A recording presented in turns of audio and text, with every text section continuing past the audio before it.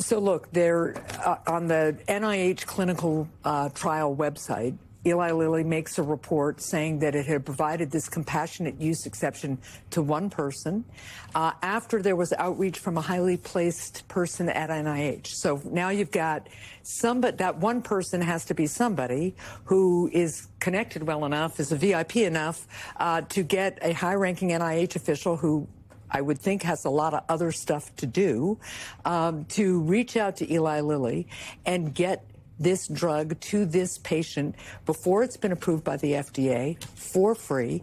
And usually when drug companies do this, they identify a whole cohort of patients, people who are, you know, all the people out there who are 79-year-olds, who have other health care conditions, who have been on an approved weight loss drug and it hasn't worked for them. Usually that's what they do. They say this whole group of people should be able to get this drug. But no, this is for one person. And this is at a time when Americans are struggling to make ends meet, including struggling to pay for prescription drugs. We get testimony, constituent calls all the time, people rationing their drugs, not buying them in the first place, deciding that this month they got to pay rent and the car payment. They're going to have to skip their medication. And at that time, we've got somebody highly connected in this administration who's making special deals for one person. And it just speaks to the whole way this administration operates. You know, they're thinking about the highly connected, the wealthy. Today, the president changed his mind on a housing bill that would actually, over time, increase the supply and help bring down the cost of housing for people. By the way, had some really good provisions to help people get into good manufactured housing, right, among other things. And at the end of the day, this is a guy who spent today turning his back on the housing bill, demanding that it be harder for Americans to vote. And at the same time, clearly, they're doing some sort of backroom deals for somebody who's wicked well connected. To get a special price. Who's a 79-year-old male. And interestingly enough, when this report came out yesterday, the pushback on it from the White House was hell hath no fury. It was as if a very personal insult was lobbed at the president, and there was a rapid response like that we've never seen before. But you know what's very interesting, Senator, is that yesterday at his rally, the president told a story about a friend of his who uses a fat drug. I want to play that tape if we can.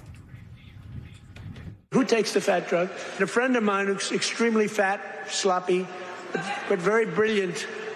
He's a brilliant businessman, but he's a slob. There's no question about it. Very neurotic person, which you need sometimes to be successful. But he said, President, I just came over here and I bought, I won't say Ozempic or whatever the hell it was, but I bought the fat drug.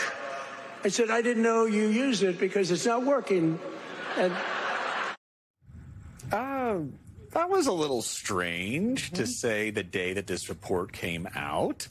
I want to just read real quickly because, well, we do have a little bit of lightness here. It is a very serious thing. In an interview, 18 bioethics experts, obesity clinicians, and current and former government health officials told Stat, that's who broke the story, that the application struck them as unusual. One after another, they questioned why Lilly would offer compassionate use, also known as expanded access, for a single patient when obesity is such a widespread condition. One person got this afforded to them out of a country of 330 million people. And one person got other people who have really important jobs at the NIH, jobs that impact America's health, our safety, one person to reach out and make this special deal with Eli Lilly. And, you know, that really speaks volumes about this administration, right? And the denials from the White House, I mean, we don't know for sure who it is, but this application, this outreach came in April when the President of the United States was 79 years old, and it's been approved just for this one person. Senator, we were saying before we came on air that we thought it was very important that you wrote this letter. And look, I think people out there will see this story and they're like, oh, did he take the drug, the president? We don't know. And it is, for me, that's not the point. Look, millions of Americans are on GLP-1s of some way, shape, or form, and they work. You know, at this point, it's like kind of like Tylenol. You got a headache, you take your Tylenol. You gotta, you feel overweight, you get your GLP-1, child. We're gonna all be able to take a pill by next year.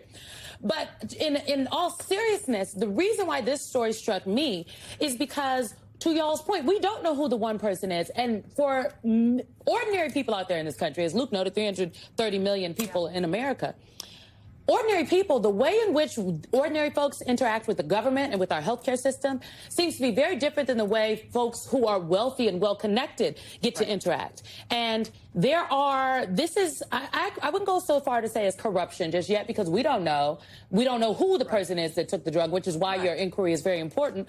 But what other kind of deals have been made in this administration that we don't know about? Well, who else have they called up and gotten folks to do things for? This is a slippery slope, and a rabbit hole might be deep. Well, look, I think we all agree at this point that this is the most corrupt administration in American history.